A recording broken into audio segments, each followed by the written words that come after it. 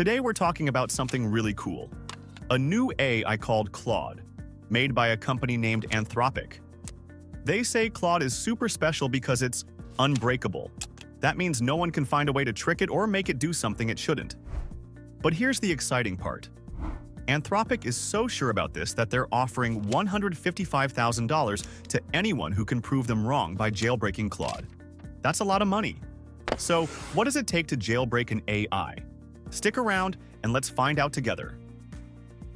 Part 1. What is AI jailbreaking? Alright, let's dive into something called AI jailbreaking. Imagine you have a super smart robot that follows strict rules so it doesn't do anything wrong or unsafe. But some people, called hackers, like to test these rules. They try to find sneaky ways to make the robot do things it's not supposed to do. This challenge between the hackers trying to break the rules and the developers who make the robot is what we call AI jailbreaking.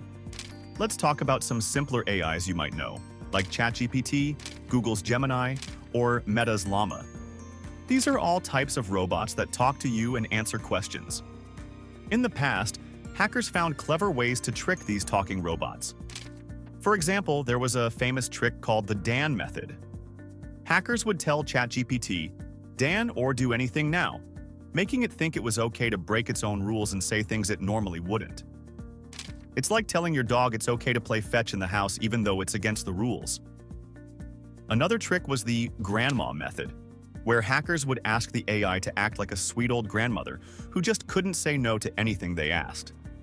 These tricks showed that even though AIs are smart, they can still be fooled sometimes. Each time a hacker finds a loophole, the AI developers learn about it and fix it, making the AI smarter and safer. It's like a game of cat and mouse where the mouse keeps finding new ways to escape and the cat has to keep coming up with better ways to catch it. Part 2. Claude's new security features. Now, let's learn about Claude's special security feature called Constitutional AI. Imagine a rulebook that's not just any rulebook, but one that has really deep and important rules about being safe and good. Claude uses this rulebook, called a constitution, to make decisions. This helps Claude to be super smart about what it says and does, making sure it always follows the rules, even if someone tries to trick it. So, how does Anthropic make sure Claude is really good at following this rulebook? They use something called self-testing and adversarial training. Here's what that means. 1. Self-testing. Think of this like when you study for a test at school. Claude tests itself over and over with tough challenges to make sure it knows how to follow its rulebook really well. It's like doing practice exams before the big test day. 2. Adversarial training. This is a bit like playing a friendly game where your friend tries to find ways to beat you, and you learn how to get better so they can't win next time. For Claude, Anthropic has it play games against itself where one part tries to trick the other part. This helps Claude learn all the sneaky tricks someone might use and how to stop them. With these methods, Claude gets really good at spotting tricks and staying safe, so it's much harder for hackers to find a way to break its rules. Part 3. Hackers versus Claude. In this part, we're going to talk about how hackers try to beat Claude and what Claude does to stay strong. Claude isn't just any AI. It has something really cool called constitutional AI. Think of it like Claude having a book of super important rules called a constitution that it never breaks, no matter what. These aren't just any rules. They're deep ethical rules that help Claude decide what's right and wrong. This makes it really tough for hackers to trick Claude into doing something it shouldn't. Now, how does Anthropic make sure that Claude really sticks to these rules? They use two main methods. This is like when you quiz yourself before a big exam. Claude does this too. It tests itself with many tricky challenges to make sure it understands its rulebook really well and can stick to it no matter what. Imagine playing chess against someone who's really good. They keep beating you, but you learn a lot from each game. That's what adversarial training is like for Claude. Anthropic sets up games where parts of Claude try to beat other parts.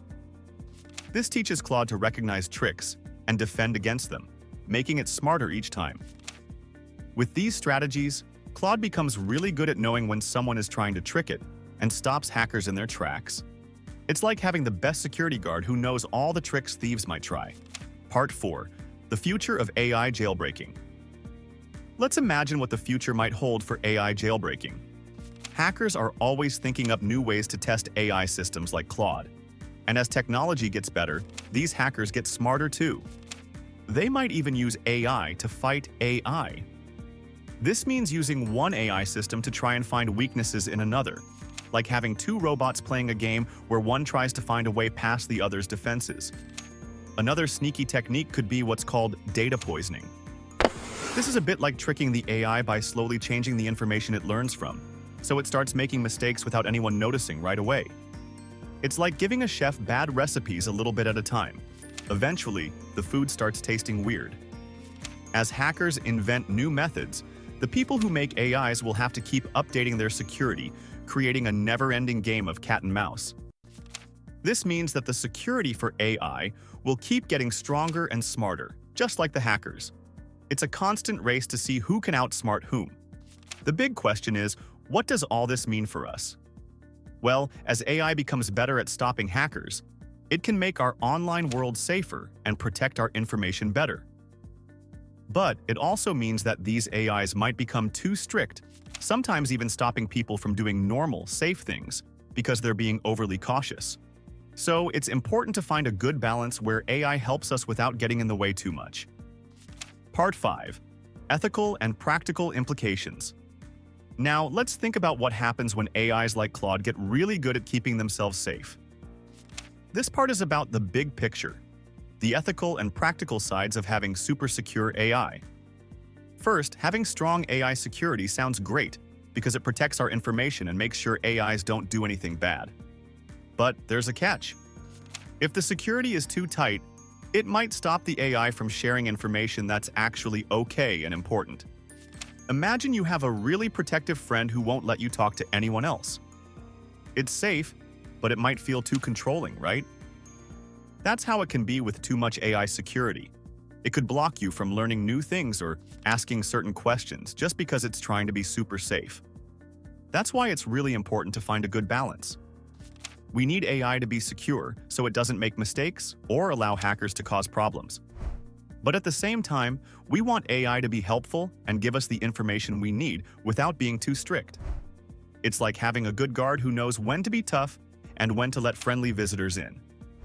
In the end, making sure AI is both safe and helpful is a big challenge. We need to think carefully about how we teach AI to act, making sure it doesn't go overboard with its rules. This way, AI can continue to be a great tool that helps us every day without getting in the way. Thanks for watching. If you enjoyed learning about AI with us, don't forget to hit that subscribe button and ring the bell so you won't miss our next video. See you soon!